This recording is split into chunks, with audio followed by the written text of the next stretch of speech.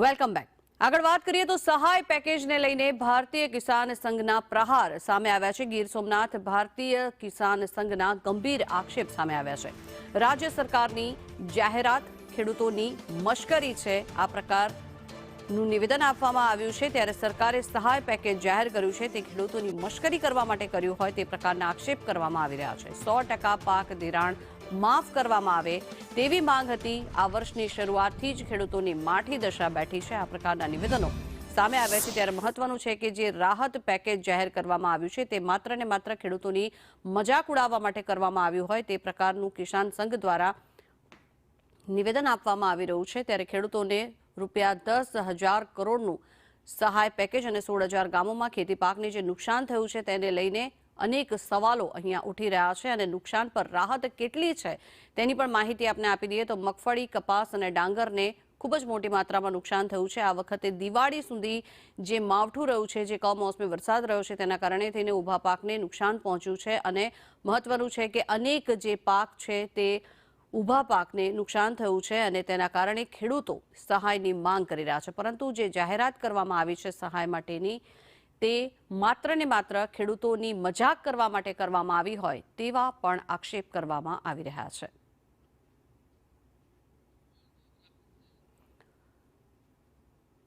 તો લગભગ 42 લાખ હેક્ટરથી વધુ જે પાક હતો તેમાં નુકસાન થયું છે। 2019માં 3,795 કરોડનું સહાય પેકેજ જાહેર કરવામાં આવ્યું હતું, પરંતુ આ વખતે જે સહાય પેકેજ જાહેર કરવામાં આવ્યું છે તેમાં ખેડૂતોને જે નુકસાન પહોંચ્યું છે તે વળતર મળશે કે કેમ તે સૌથી મોટો પ્રશ્ન છે। 2021માં 500 કરોડનું સહાય પેકેજ આપવામાં આવ્યું હતું, ત્યારે જો 2022ની વાત કરવામાં આવે તો 630 કરોડની સહાય ખેડૂતોને ચૂકવવામાં આવી હતી। ત્યારે મહત્વનું છે કે આ વર્ષે ફરી એકવાર કમોસમી વરસાદના કારણે થઈને ખેડૂતોને માથે હાથ મૂકવાનો વારો આવ્યો છે। 2024માં 1,419 કરોડની સહાય ચૂકવવામાં આવી છે। ત્યારે ક્યાં ક્યારે કેટલી સહાય ચૂકવવામાં આવી તેની માહિતી આપણે આપી દઈએ। 1.36 લાખ ખેડૂતોને નુકસાન થયું છે અને હવે જે આ સહાય પેકેજની જાહેરાત કરવામાં આવી છે તે માત્ર તે લોકોની મજાક ઉડાવવા માટે કરવામાં આવ્યું હોય તેમ ખેડૂતોને માત્ર 58 કરોડના નુકસાનનો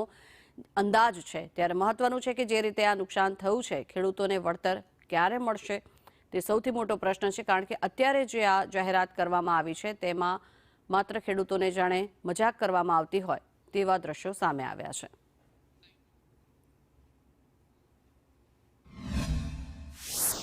સરકારે 10,000 કરોડનું પેકેજ જાહેર કર્યું છે, તો એમાં હેક્ટર દીઠ ખેડૂતોને 22,000 રૂપિયાનું વળતર મળવા પાત્ર છે ને વધુમાં વધુ 2 હેક્ટરની મર્યાદામાં એટલે 2 હેક્ટરના 44,000 રૂપિયા ખેડૂતોને વળતર મળશે। તો આ એક ખેડૂતોની મશ્કરી થઈ છે। ભારતીય કિસાન સંઘે માગણી કરેલી તે આવેદનપત્ર આપેલું હતું કે ભાઈ ખેડૂતોનું 100% પાક ધિરાણ માફ કરો। આ વર્ષે વર્ષની શરૂઆતથી જ ખેડૂતોની માઠી દશા બેઠી હોય, કુદરત રોક્યો હોય એવી રીતે આ વર્ષે મે મહિનામાં પહેલો વરસાદ થયો હતો, ત્યારે અમારે ગીર વિસ્તારમાં કેરીનું ઉત્પાદન હતું તો એ ફેલ થયું।